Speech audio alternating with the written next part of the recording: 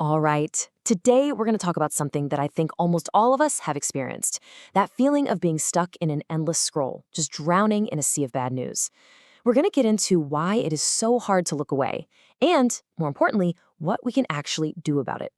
So picture this. It's late, you know you should be sleeping, but you're just staring at your phone. And your thumb, it's just moving on its own, right? Swiping past one grim headline after another. You could feel that knot in your stomach, but for some reason, you just can't bring yourself to put the phone down. Sound familiar?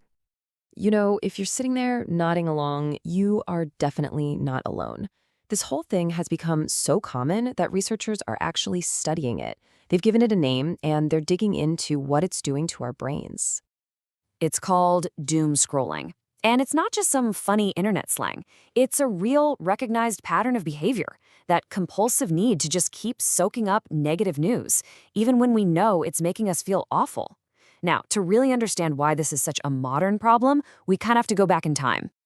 So let's just take a second and imagine a world that, for some of us, feels like a lifetime ago. A world without the internet. A time when how we connected with people and how we got our information was completely, fundamentally different. I mean, think about it. Not that long ago, if you made plans to meet someone, you just showed up. There were no on my way texts. If you left the house, you were basically unreachable, which sounds wild today, right? You'd have to find a payphone, you waited for letters to arrive in the mail, communication had an off switch. And the news? It was finite. You got the morning paper or you watched the 6 o'clock news, and that was it. If you wanted to learn something, you went to the library. Today, it's like we have this infinite 24/7 fire hose of global information, powered by algorithms aimed directly at our faces. And this points to a really massive psychological shift. That fear of missing out just wasn't a constant hum in the background of your life. You weren't constantly being served up a perfectly polished highlight reel of everyone else's life. That kind of nonstop social comparison is a totally modern form of stress. So how did we get from that world to this one? Well, it was a technological revolution that completely rewired the way we connect with, well, everyone and everything. It all started pretty small back in 1997 with a site called 6 Degrees. Then, in the early 2000s, it just exploded with Friendster and MySpace. After that, the giants we know today showed up: Facebook, YouTube, Twitter, and now there are almost 5 billion people on social media. That's nearly 60% of the entire planet. The growth has been absolutely mind-blowing. But what is it that actually makes these things social media? Well, it's not just that they're websites. They're built to be interactive. The whole engine runs on content made by us. Our posts, our pictures, our thoughts. We create a profile, we connect with other profiles, and boom, you have a network. And it's that exact structure that creates the perfect breeding ground for the doom scrolling trap. And that brings us right to the heart of it. Why is it that once we start scrolling through all that negative stuff, it feels physically impossible to stop? Well, the answer is a pretty potent mix of our own human psychology and the way these platforms are deliberately designed. See, these platforms are so good at grabbing us because they tap right into our programming.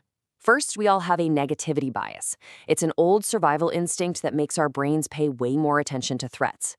Then you've got FOMO, which kicks into overdrive during a crisis. We get this anxious feeling that we have to stay informed. And the third thing? The feed itself works just like a slot machine. You pull the lever, you scroll, and you get an unpredictable reward, like a shocking headline. And that keeps you pulling. It all creates this vicious cycle. You feel anxious, so you scroll to feel informed, which just ends up making you more anxious. And here's the thing you have to remember. This is not an accident. The algorithms running these feeds have one job: keep you engaged.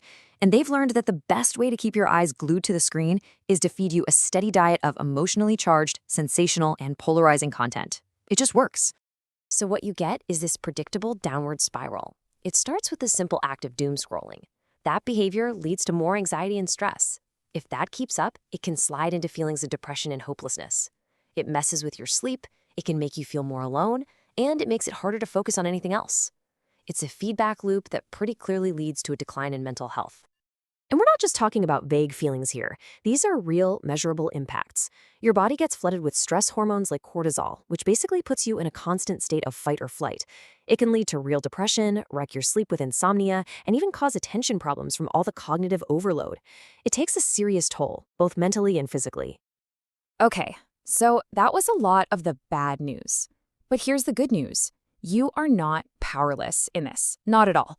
There is a whole toolkit of proven strategies you can use to break that cycle and start building a much healthier relationship with your devices. Let's start with the basics, what you could call digital hygiene. First step, you have to actually see the problem. Use the screen time tools built right into your phone to see where your time is really going. The numbers might shock you. Step 2, build some boundaries. Set specific times for social media and be strict about it. Step 3, kill the notifications. Turn off all those non-essential alerts that are constantly begging for your attention.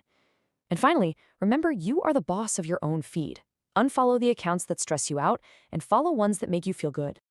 And if you want to go a little deeper, there's some really powerful techniques. You can use ideas from therapy, like challenging that little voice in your head that says, I have to stay informed 24/7. You can practice mindfulness to break that automatic urge to scroll. You can even change your phone's environment. Use an app blocker or try setting your screen to grayscale. Trust me, it makes it way less appealing to look at. And hey, tell a friend what you're doing so they can help keep you on track. And really, this is the most important part. This whole thing isn't just about stopping something bad. It's about replacing it with something good. Every single minute that you're not scrolling is a minute you could be moving your body, writing your thoughts, making something, or, and this is a big one, actually connecting with a real person. So, I'll just leave you with this to think about. This isn't just about breaking a bad habit. It's about making space in your life for better things. When you finally take back that time and attention from the endless scroll, what are you going to build with it?